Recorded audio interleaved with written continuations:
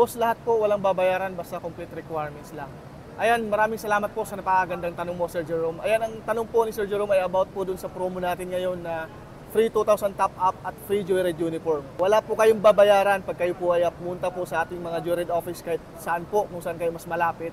Meron po tayong mga free 2,000 top up at free Joyride uniform. Okay? So pwede po kayo mag-walk-in po Monday to Saturday 8 a.m. to 5 p.m. Dahil yung promo po natin ay hanggang June 8, 2024 po. Magdala lang po kayo ng NBI clearance, barangay clearance, ORCR at professional driver's license. Ayan, kung expired naman po yung NBI clearance po ninyo, kahit resibo lang po na binayaran po ninyo renewal, at samahan nyo na lang din po ng barangay clearance. Ngayon, kung wala po kayong barangay clearance, kahit yung police clearance lang po.